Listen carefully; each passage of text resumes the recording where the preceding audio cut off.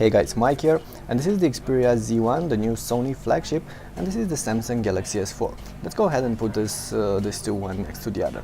You're going to notice that the Sony is a little bit larger, actually a lot larger, some of you might say, despite the fact that both these devices pack 5-inch screens. So it is larger.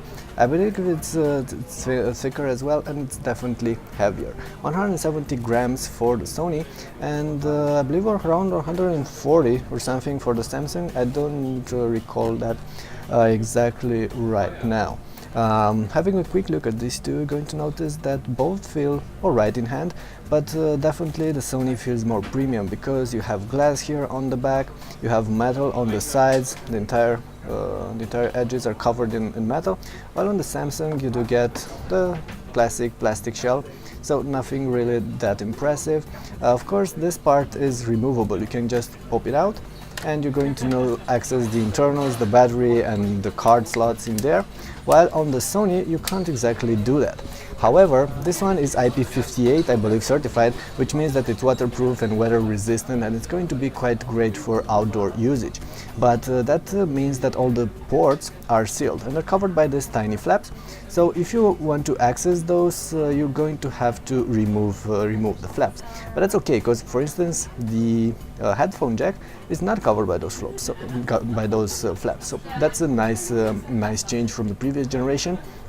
And so is the speaker here. You have the speaker placed on the bottom, and I believe in terms of speaker audio quality, the Sony is a notch over the Samsung with its tiny speaker placed here on the back. Also, in terms of hardware, this one is running on a Qualcomm S800 chipset with a quad-core processor clocked at, I believe, 2.2 GHz and Adreno 330 graphics. This one is running on an S600 processor. Of course, that's for the LTE version. The non-LTE version runs on an octa-core CPU. So in benchmarks, the Sony is going to outmatch the Samsung, and when it comes to everyday performances, both are fairly snappy. You got Android on both of these, I believe Android 4.2.2. Let me go ahead and check what's on this one. Yeah, it's 4.2.2 with some slight customization, slight tweaks made by each developer. Of course, TouchWiz might not be something all of us are going to like, and Sony's changes are a little bit more subtle, a little bit closer to what you're getting with stock Android.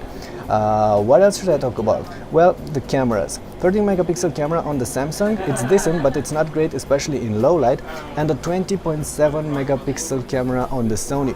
Can't really tell you much about the performances right now, but hopefully I will in a future review, so stay tuned for that. Okay, that was just a quick look. I should also tell you a couple of things about the screens. AMOLED panel on this one, which means that it's bright, displays great blacks, has a very good contrast, but in good light it's not going to be amazing, and the colors are a little bit oversaturated. This one is just a TFT panel. It bundles Sony's Triluminous technology, and it will offer slightly more natural looking colors, but at the same time it's not going to have the same viewing angles as the Samsung. Still, that's probably not going to bother you that much, since you're after all watching the screen straight on in most cases. Okay, so that's about it for now. This is Sony's new flagship. This is the Samsung Galaxy S4, still a popular device, but not really Samsung's flagship now that the Note 3 is available in stores. For more details, you should get back on our channel. I'll have some more thorough comparison and some reviews for you in the next couple of months, so stay tuned. Thanks.